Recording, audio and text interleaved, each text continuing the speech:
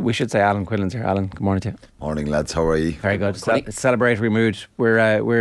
This is now becoming a bit of a habit. We're starting with the green, are we? I think we should start with green, shouldn't we? I mean, let's start in a bit of positivity. It's all going to be positive, let's be honest. But Johnny Sexton. So we've got Lee Halfpenny Wales, 4.22. Stephen Jones, 4.67. Owen Farrell, 5.17. Still could catch it.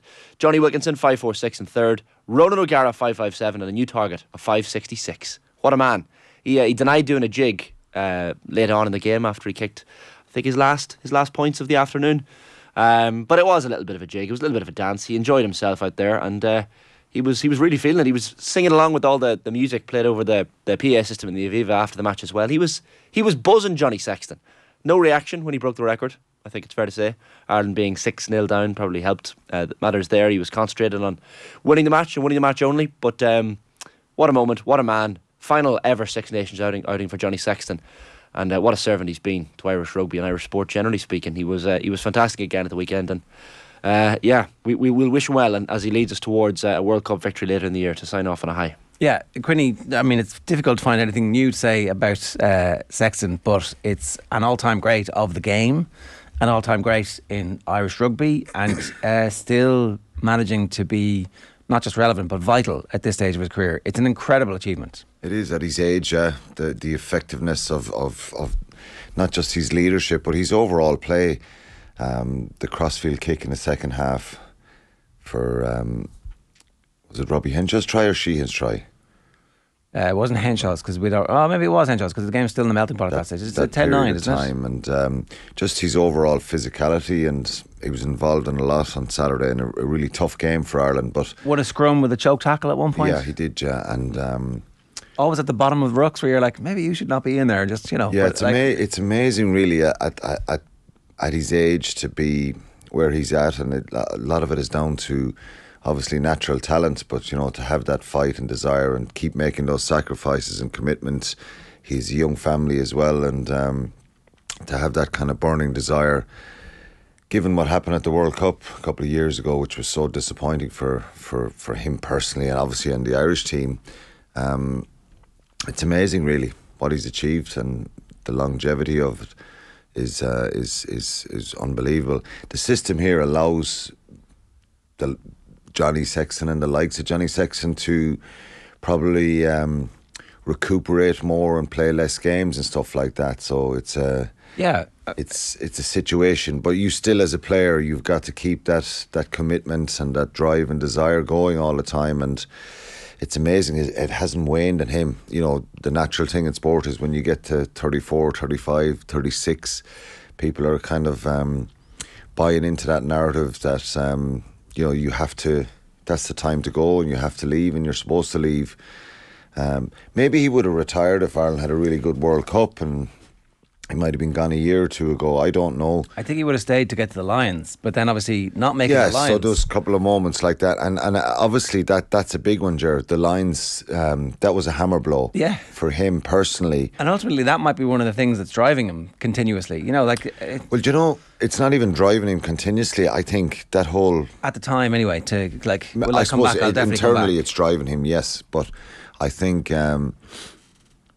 the rest and recuperation, that whole summer, that pre-season, would give you the whole body a reboost. And obviously, as I said, the way he's been managed here, but to be that committed at that age and to be, have that kind of desire to keep going is amazing, really. And he's done remarkably well. He's been a great leader.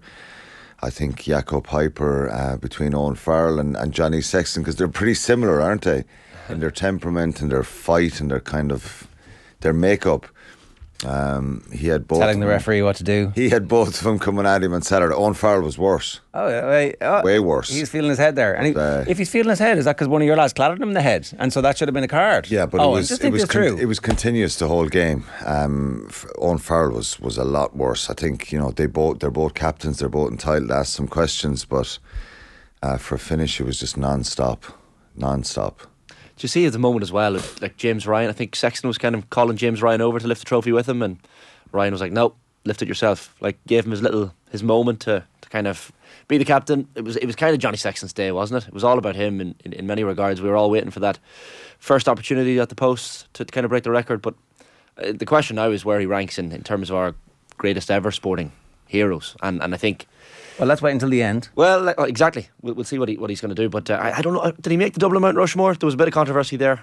No, I don't think so. No. It'd be interesting to see people outside of rugby who will have a good balanced view what they would think of him as you know, as a sports star. Essentially, how they would view him. I just think, to be fair, you just have to put him right up there with what he's achieved, and the way when you're captaining your country for a period like that, and you get that success. The standout for me, and I don't want to take anything away from winning a Grand Slam, the series win in New Zealand was just, I keep going back to that. It was just phenomenal. The English team that won the World Cup in 2003, they went and won a series there, won on New Zealand soil as well in 2003. Hopefully it's a good omen for success later in the year. But we had Matt Dawson on Thursday or Friday last week, and he was just like, yeah, you've got there's the bang of our team off this crowd. And now, we haven't got into the game yet. We'll get into that in a few minutes' time. But Sam Warburton, in his piece, I saw Sam Warburton's piece on Saturday, must have been Friday or Saturday. I was like, this is actually a bit worrying. Everybody's like shooing us through. But the rest of the world, with the exception of the French, and we'll get to the French in a while, they are concerned about how good we are at the moment, which is unusual. Yeah, I wouldn't. I think they're very complimentary as well, Ger. Because I've said this when Dave McIntyre and myself for Virgin, we did round one, Ireland-Wales, or Wales-Ireland, and the last game. So RT did the other three in between the Irish games. So Dave and myself were on our travels. We did Scotland-Wales, England-Wales, and England-France.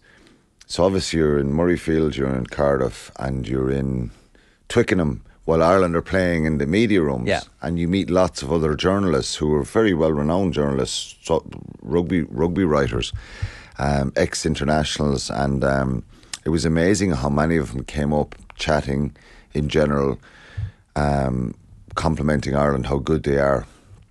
And it wasn't kind of being patronising. I think it was sincere, it was genuine. And that's on the back of the results, really, of going back to the series win in New Zealand. November, beating South Africa, Australia, Fiji.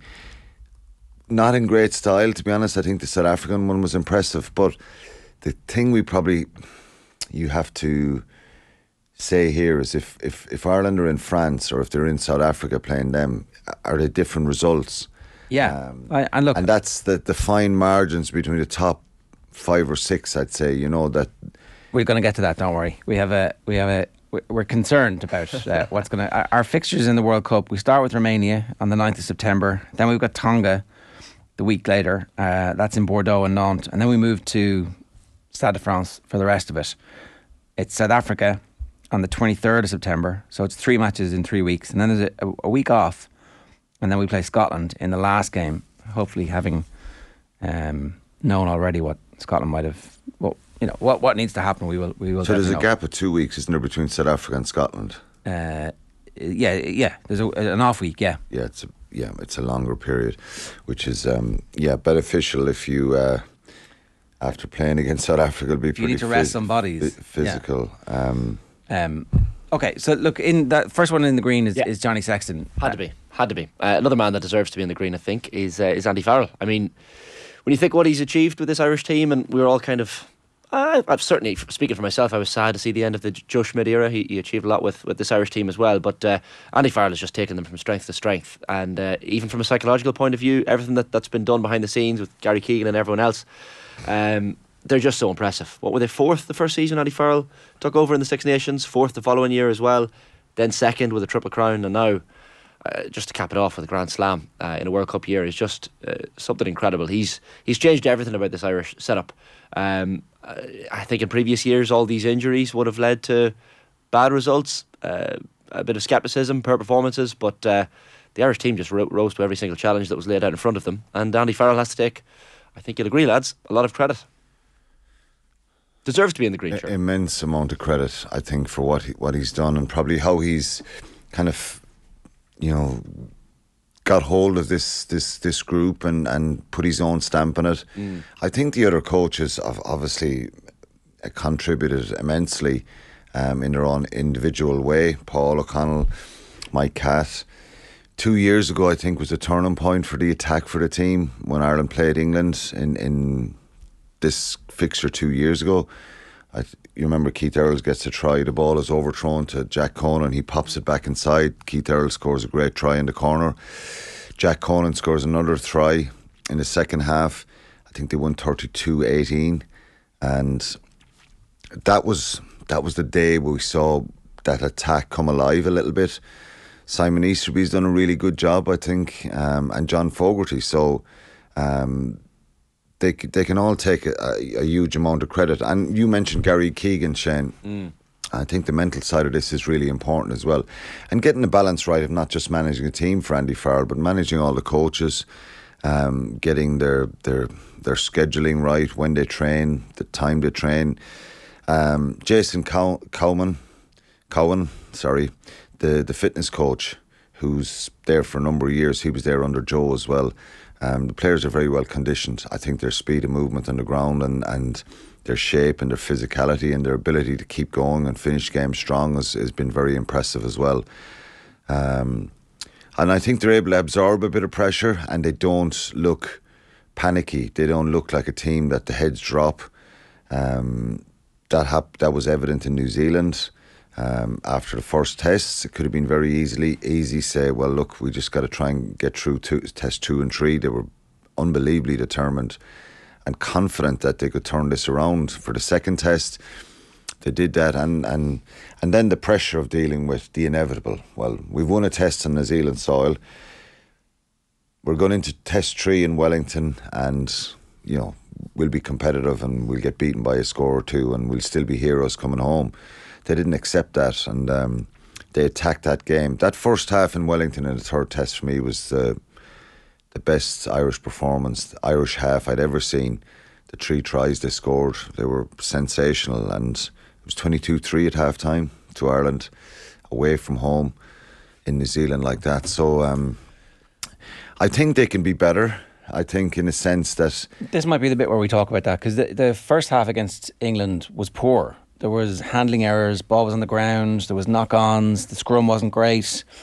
And, part of that is a function of the fact that in rugby, if you're Steve Borthwick, it's not that difficult for you to have a spoiling game plan and improve the stuff. As you said on commentary, I think, you can work on the line speed during the week. It's the easiest thing. You can work on the physicality.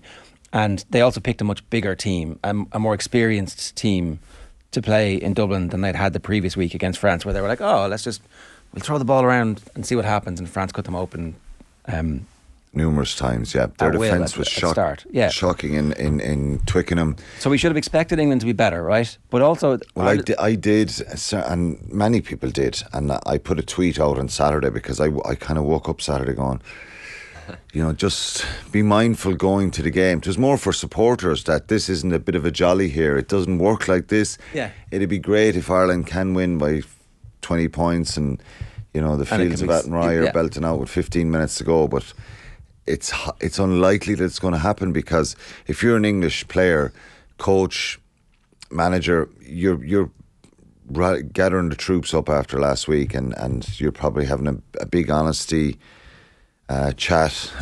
Maybe it's player driven, the players sit down themselves. Sometimes that happens when teams lose and they question each other's fight and desire, and you're always going to get a reaction of that energy, that aggression, that tempo, and they did that. There are actually some really good players in that English team, I just think, and I think they're going to be dangerous. It's strange. You might not agree. When you go to the World Cup, they'll be quite dangerous, but they brought a lot of fire, and I think Ireland uncharacteristically made some mistakes. So that's the one kind of bit that, Farrell, it's funny, there was a conversation Farrell and Sexton had at the end when everybody else is like joyous celebration on the field, and the two lads are like chatting about some stuff it looks like that might have gone wrong, or they weren't fully in the moment of celebration at that stage. They were still working through some stuff. They didn't cope as with that line speed and that aggression, and maybe the breakdown being a little bit messy. I think early on in the game there was a few turnovers. We got poached really easily. The ball was bounced out of a few rucks. Why? Because I think England were good.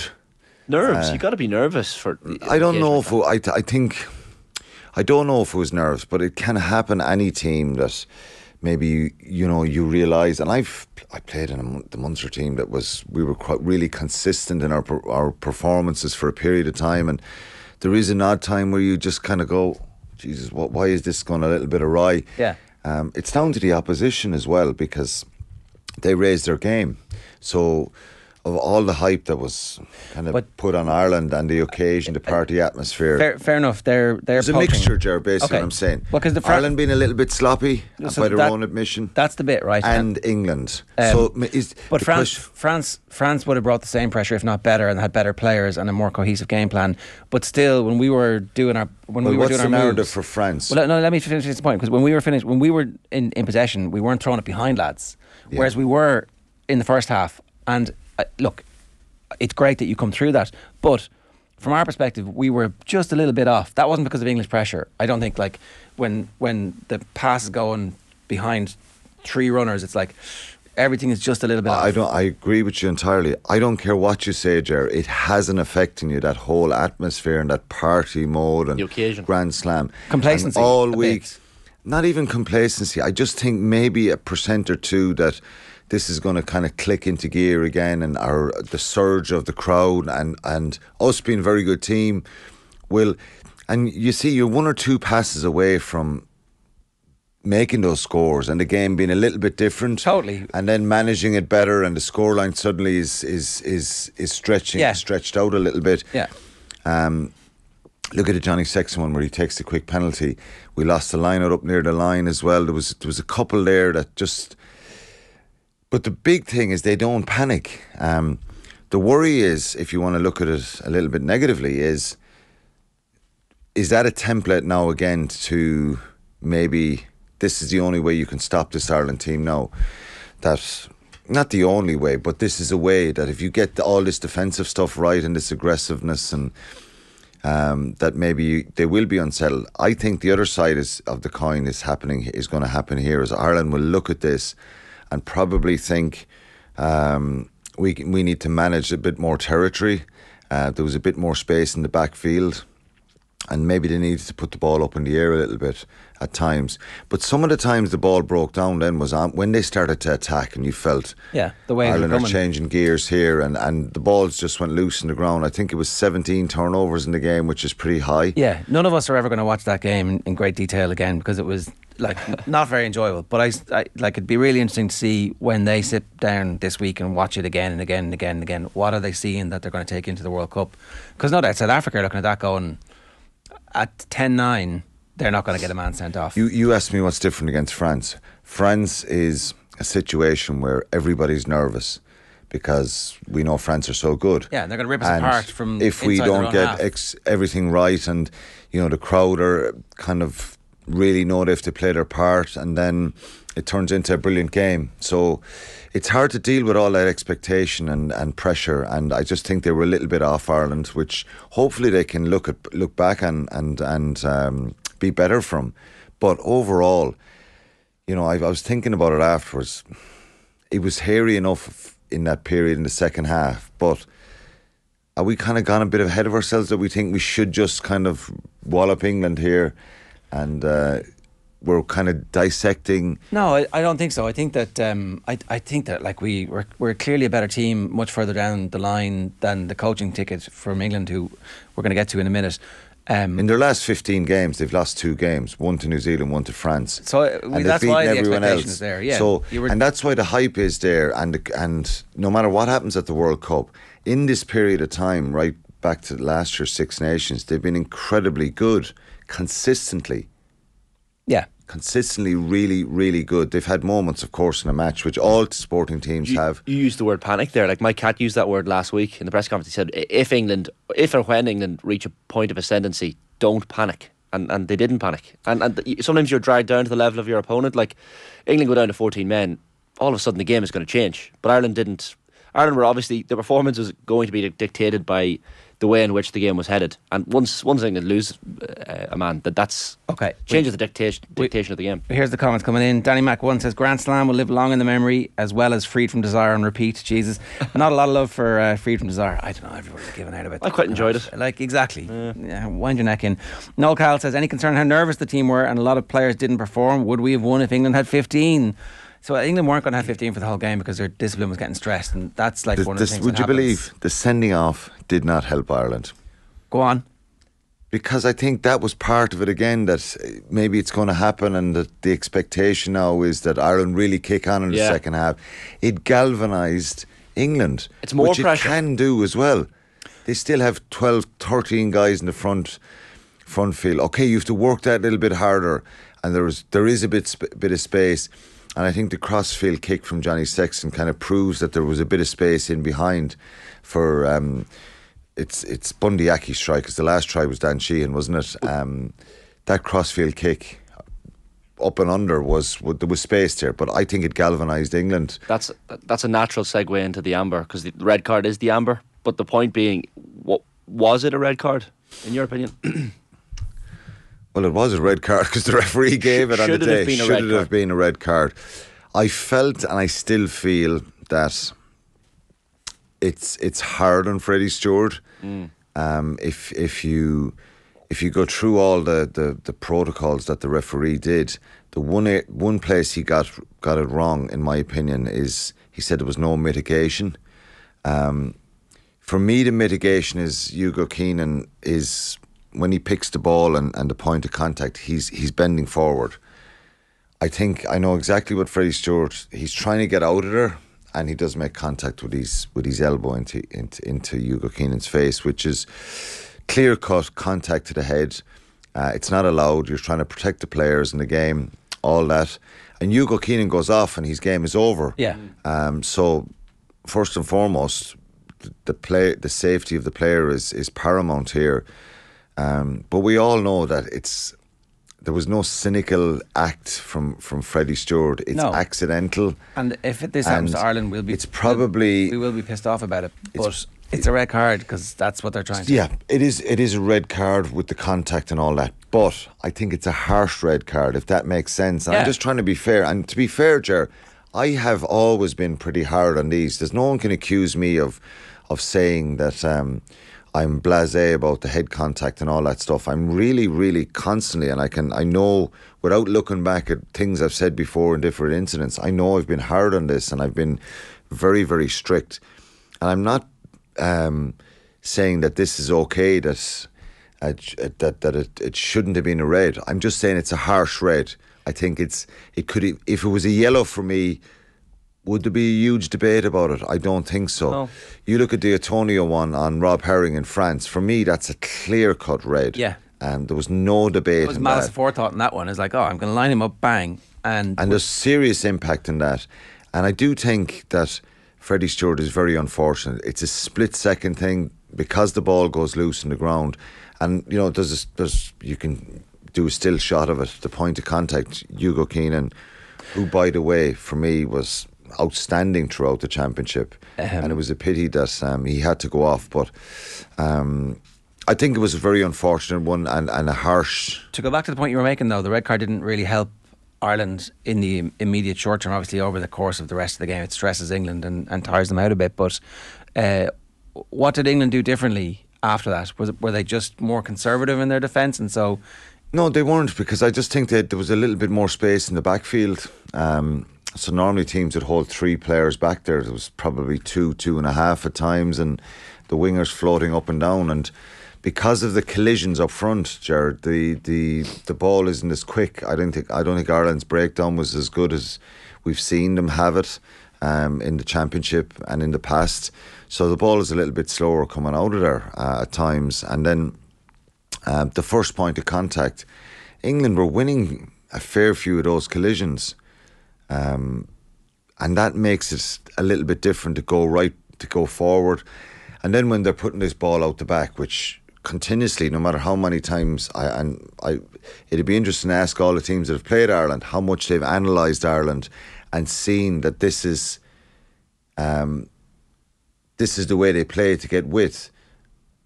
Why can't they How stop do it? we stop it? Yeah. It's so hard to stop it because you nearly have to have a shooter coming out of the line to get man and ball, because their accuracy and their timing of pass has been really good. So I think that was off as well.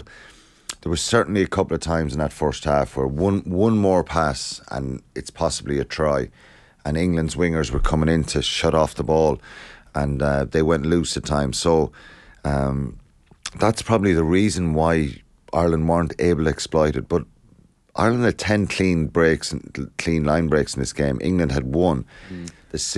But there's 2 sets of stats done here. Some Six Nations, and I looked at ESPN Rugby as well. Both of those, ESPN are saying 1 line break for England. The Six Nations are saying none. Right. But Ireland had... So the defence was incredibly strong. Ireland's defence across the game. Yeah, well, they missed... Bend but don't break. They missed 15 tackles. I think 3 or 4 of them were when Anthony Watson started bouncing around the place and went through one time there in the second half. But Ireland's missed tackle count was much lower this time. I think even in the other games, they've been in the 20s in missed tackles against Italy and against Scotland, which is very high.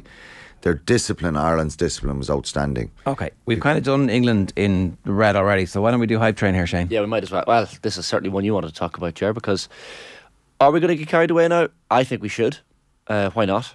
It's a long way to the World Cup. A lot can happen in the next 6 months or so until the World Cup starts in France, but why can't we go there and expect to win? We expected to win the Grand Slam, and we've done it. Go on. Bring your negativity to the whole thing. Go on. Why can you not go and expect to win a World Cup where South Africa are lying in wait, where the French coach says we're exactly where we want to be, everybody's going to be scared of us, they're both on our side of the draw. Scotland, okay, we would expect to beat Scotland in France, even on a neutral field. We would still expect to beat them, and so you're still looking at a quarter-final where there is going to be a damaged team who comes through the South Africa game and the Scotland game, and then it's France and New Zealand. And I'd prefer New Zealand at this stage because they'll be away from home. We'd have a majority in that crowd, you would expect, in a quarter-final if we make it there.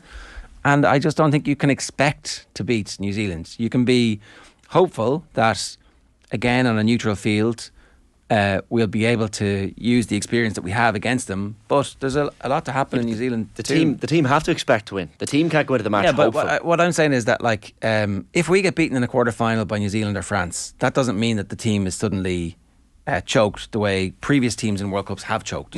We absolutely choked in Japan, and against Argentina, there's mitigation in terms of the injuries and the suspensions that we suffered, but at the same time, the expectation in sport is intriguing for me. So in other words, a team expect to win, and it's a recent kind of a phenomenon, isn't it?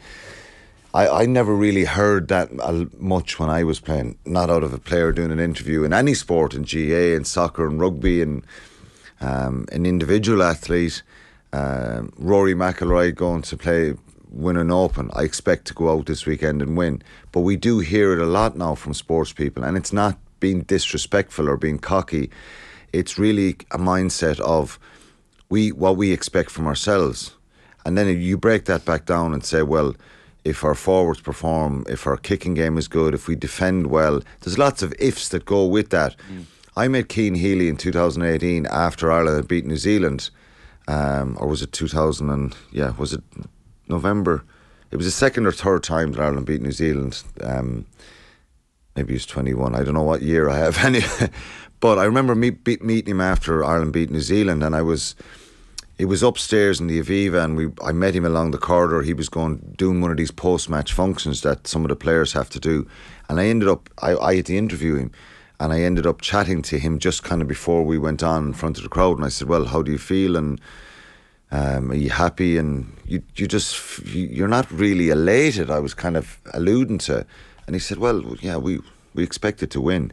And I was like a little bit taken back, and then when I chatted to him more and kind of started putting some thought on that myself, it wasn't actually being disrespectful, because if you don't expect to win, you have to find that expectation in the match, if that makes sense. Yeah. So actually expecting to win and expecting to perform is actually a good thing. It can ignite you and it can make you really stimulated.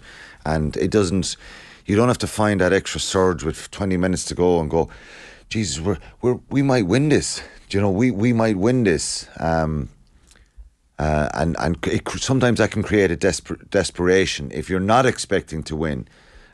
So it's getting that balance right of it not being cocky and being over complacent. But I agree with you. Like, Jerry, you don't expect to win every game in a World Cup, but like England lost 36-0 to South Africa in 2007 in the pool stages and still made the World Cup final. Yeah, but they were a shite England team. Yeah, like they played exactly. terrible rugby and that, like they scrummed and kicked their way to the final. So that's a bad role model. But you can have a bad game in a World Cup and still go far, go deep. You can't in the quarters though. Is But the just, point? No, of course. on the World Cup, a lot of teams will be a lot better and they'll get their timing right. And Well, I like think South England, Africa, looking like everything South Africa have because of what they've done under their coaching ticket at the moment, and it's been so controversial. Nothing has mattered for them after the Lions tour really, except the next World Cup, because they now have massive strength and depth.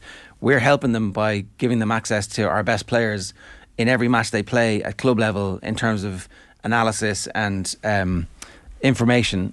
Like I still would make South Africa the out and out favourites alongside France. They're 1A and 1B. I think France are ahead. Home soil is it'll take a mammoth task to beat them in any game in France. And one other thing, the best team in the world, malarkey, in a team sport like this where doesn't matter. Teams don't play each other. Like we don't play each other in matches that really matter. I think the up best to team in now- the world are the world champions. But up to in now, rugby, Ger, and then afterwards, Ireland have deserved the tag because of Our form is good. What we've seen the last 15 or 16 months. Our current form is good, but they don't give out a trophy for that. They give a trophy out at the end of the World Cup, and if Like you're, the if you're 7-Up not carrying Cup, it, is you're it, not the- Shane? Which? The 7-Up Cup that we won a few weeks ago. It's all about momentum, Quinny. It's momentum. Yeah. Got plenty of momentum now, as Jerry would know. But yes, South Africa, France will be incredibly strong. England, I think England are they could be a real danger. They're on the side that is easier. Australia, Wales could even, get a surge.